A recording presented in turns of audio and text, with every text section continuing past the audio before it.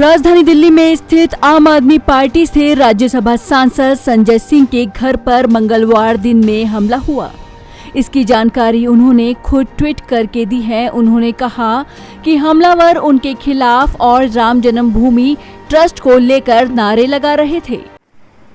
मैं इस वक्त अपने नॉर्थ एवेन्यू के आवास पर हूं और मेरा आवास महामहिम राष्ट्रपति जी के भवन के 100 मीटर की दूरी पर, और यहां पर अभी मेरे घर पे हमला हुआ है। मैं बहुत साफ तौर पे कहना चाहता हूं भारतीय जनता पार्टी की सरकार से और उनके गुंडों से, आप जितने चाहे हमले करवा लो और चाहे मेरी हत्या करवा लो, लेकिन मर्यादा पुरुषोत्तम भगवान श्री राम के नाम पर बनने वाले मंदिर में अगर चंदा चोरी करोगे तो एक नहीं 1000 बार बोलूंगा।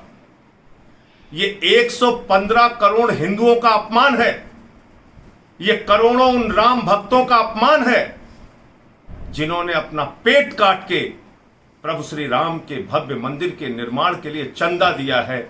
और अगर उस चंदे में चोरी हो रही है तो बार बार उस सवाल को उठाऊंगा और चंदा चोरों को पकड़ के जेल में डालना चाहिए, ये कार्रवाई होनी चाहिए। दरअसल अयोध्या में श्री राम जन्मभूमि तीर्थ ट्रस्ट द्वारा खरीदी गई जमीन पर सवाल उठाए गए हैं। अयोध्या के पूर्व विधायक और सपा सरकार में राज्य मंत्री रहे तेज नारायण पांडे उर्फ पवन पांडे ने प्रेस कॉन्फ्रेंस करके ये सवाल उठाए हैं। उन्होंने कहा कि 18 मार्च 2021 को 2 करोड़ में जमीन का बेमाना हुआ था।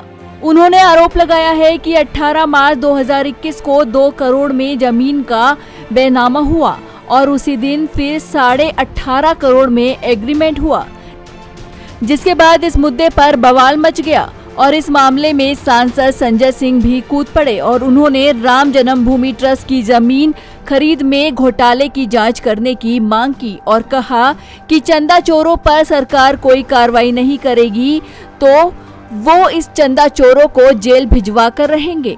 हालांकि वीएचपी के नेता चंपत राय ने आधिकारिक पत्र जारी कर इन आरोपों का खंडन किया है।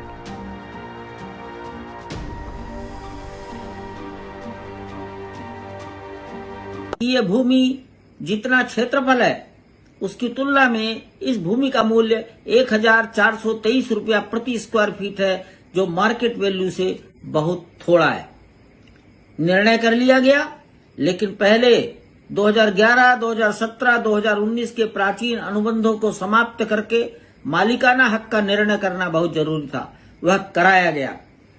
मालिकाना हक का निर्णय होते ही हमने तनिक भी देरी नहीं की, तत्काल तत्परता और पारदर्शिता के साथ संपूर्ण भूमि का एग्रीमेंट करा लिया। अभी बैनामा कराया जाना बाकी है।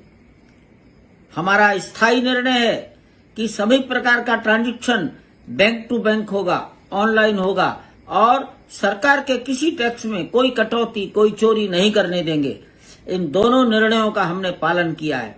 दुर्भाग्यपूर्ण ये है, आरोप लगाने वाले व्यक्तियों ने आरोप लगाने के पहले ट्रस्ट के पदाधिकारियों से किसी प्रकार की कोई संपर्क करके तथ्यों की जानकारी नहीं ली और बोल दिया। समाज को उन्होंने भ्रमित किया है, गुमराह किया है। समाज बंधुओं से मेरा निवेदन है कि हम किसी प्रकार भ्रमित ना हो, आत्मविश्वास बनाए रखें और मंदिर को अच्छे से अच्छा बनाने में समय सीमा के अंदर निर्विघ्न रूप से पूर्ण करने में सहयोग प्रदान करें। धन्यवाद। जय श्री राम। बहरहाल इस मामले में आरोप प्रत्यारोप का सिलसिला शुरू हो गया है। देखना अब ये होगा कि आखिर ये मामला कहां तक जाता है। नवोदय टाइम्स के लिए करुणा ठाकुर की रिपोर्ट, दिल्ली।